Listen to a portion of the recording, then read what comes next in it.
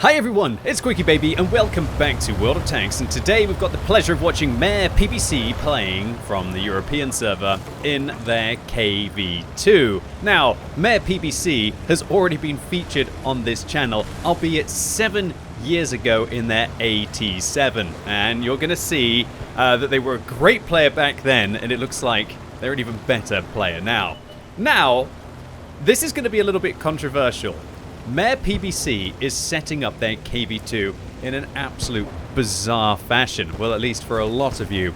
They are using the 107mm on the KV-2 and they are not using the derp gun. Immediately, controversy begins.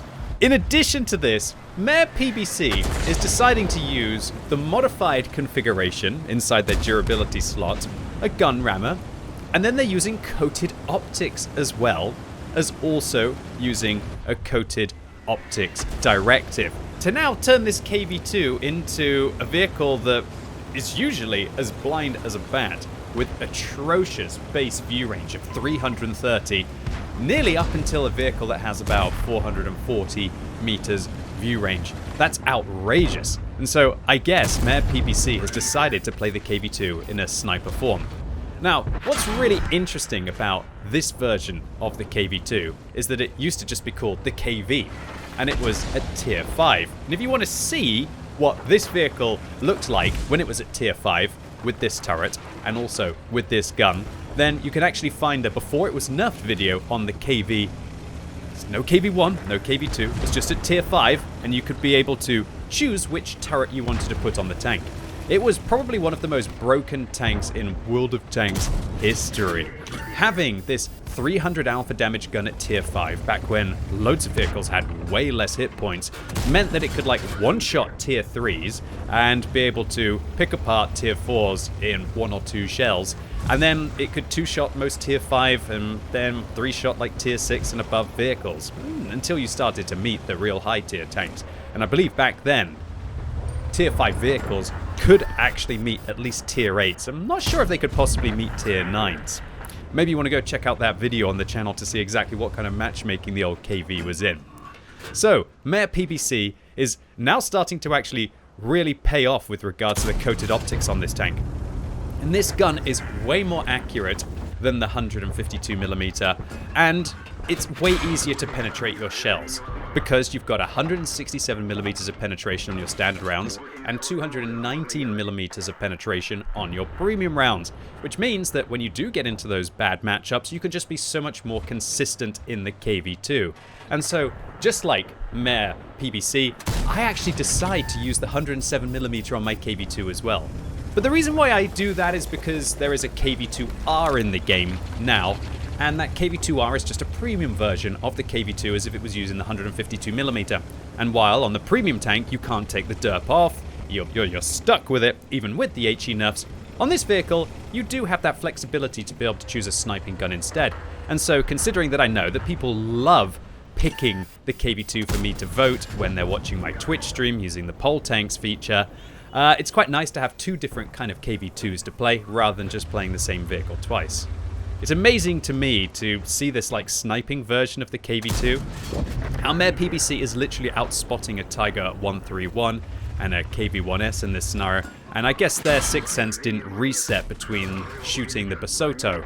But in this kind of a scenario, this gun is just awesome. And look at this, getting spotting now for their team. This is just absolutely crazy. I mean, it's not crazy from the perspective of, oh well, so he put coated optics on it, so his view range is better, Mr. QB. But it's just, everyone would call me absolutely mad if I decided to do this on a KV-2. And I love that Marepbc, who now blocks the Cromwell and stops them from flanking them, that was a beautiful play, although they did lose 188 hit points, manages to secure that situation.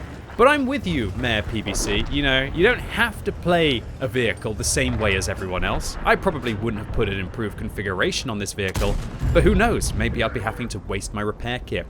Maybe my repair time wouldn't be so good on the vehicle, and then I could be able to get flanked. Maybe my fuel tanks or my engine would be a vulnerability on the KV-2.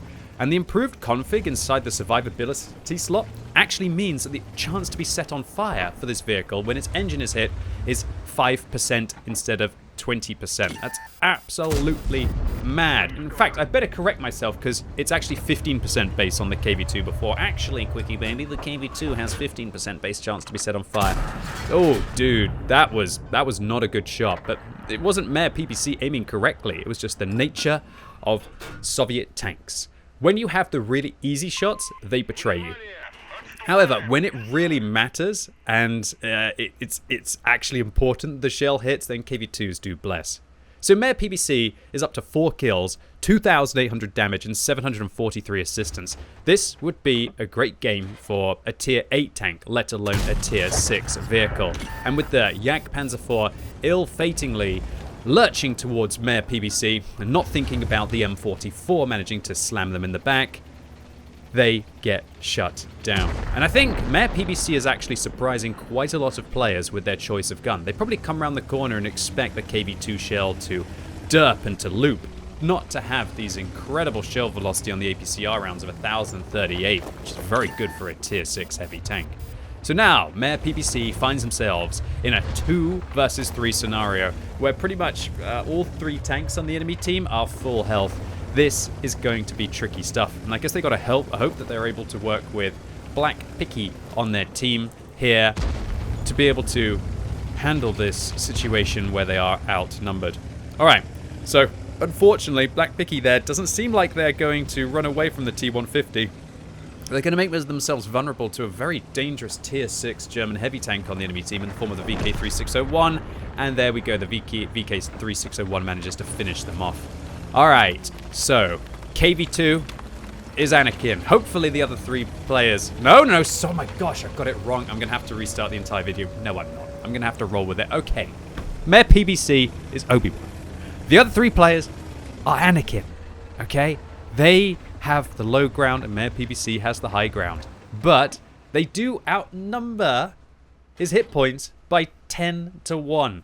So this is still going to be a scary situation. Marepbc manages to spot the VK and the T-150 at the same time, and the T-150 is actually using the same gun as the KV-2. Maybe the T-150 didn't expect the KV-2 to actually be using that gun.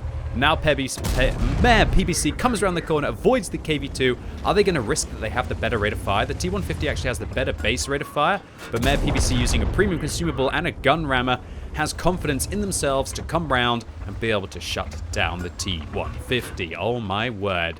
Now Marepbc only has about 9 times less the hit points than the enemy team. And now a 3 versus 1 has become a 2 versus 1. With Marepbc now on 5 kills and 3,800 damage, this is a gigantic game now for a tier 6 tank and a hyper carry for Marepbc. I'm rooting for you. Look at that steady aim, no shakes right now. Marepbc showing that they're a veteran World of Tanks player. And this VK just comes straight up in front of the barrel of the KV-2. Now Marepbc is a one-shot for the VK, but the VK actually misses, but so does Marepbc. An absolute disaster there. Now you have to get shots on them as they advance. You can't just wait for them to ricochet. You've got to try and apply the pressure, because as soon as the distance is closed, the game is more or less forfeit. Right there, into the side of the tracks. Is Marepbc going to use his repair key? He actually decides not to. He lets the track repair naturally, feeling that I guess that they're safe and hoping that this VK is going to be a bit of a potato. And luckily, they truly are a potato, but Marepbc not able to reload in time to be able to finish off the VK3601H, who now on 327 hit points is just over a 50-50 chance for Marepbc to be able to finish them off. But the Fury, played by Chopper on the enemy team, who actually has the beta badge, meaning they've been playing the game for 11 years, has not been seen in a while. But the VK3601 lurches out from behind the building, and Marepbc doesn't high roll, but doesn't low roll, with a pretty much average roll of 303. But there's the Fury, looking towards the side, I guess to try and get into a bit of safety. Now the Fury removed from their full health status. And just like that, the Fury now down to a one-shot for the KV-2, and that's where this thing with the 107mm is just so much better than the other gun. The VK, in an awkward scenario, gets shut down, and now Marepbc on 5,700 damage is in a 1 versus 1 scenario. Come on, baby. Come on, baby. There's the clean shot. Oh, my Lord. This was not the KV-2, ladies and gents. This was definitely not the same KV-2 that a lot of you would have probably expected. This was an old school KV at tier 6, and Marepbc showing you why not just setting your vehicle up in the same way that everybody does can sometimes have significant results. And if there needs to be any more evidence, this was Marepbc's third Mark of Excellence game on the KV-2, in addition to the ace tanker for 2,282 base experience, a high caliber for the near 6,000 damage, over 6 times what anyone else on their team was able to achieve individually, a tank sniper for dealing most of that damage at long range, something that a derpy KV-2 would have a hard time being able to achieve, and a top gun for destroying half of the enemy team. And Marepbc, looks like you fired a few gold rounds here, but for all I know, you had the Mark of Excellence mod and you knew you were getting close to your Mark of Excellence. And once you've got something that will last forever, credits can always be earned back. So Marepbc, it's really good to see you still kicking and screaming in World of Tanks, and congratulations to you on 3-marking your KV-2 in a very unorthodox fashion.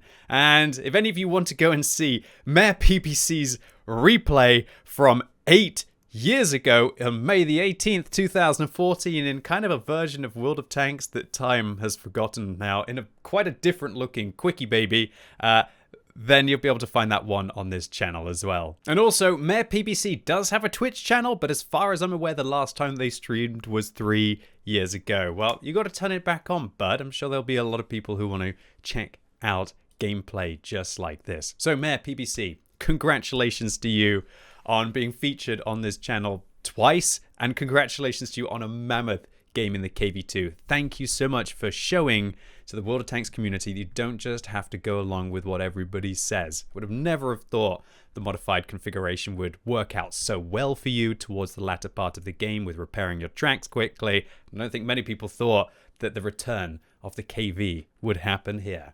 Anyway, ladies and gents, that was it for today. Really hope you enjoyed this video. If you did, give it a thumbs up. If you hated it, give it a thumbs down. And let me know in the comments if you have any tanks that you like to play in unorthodox fashions. And as always, thank you so much for watching. You've been epic, and hopefully I'll see you soon.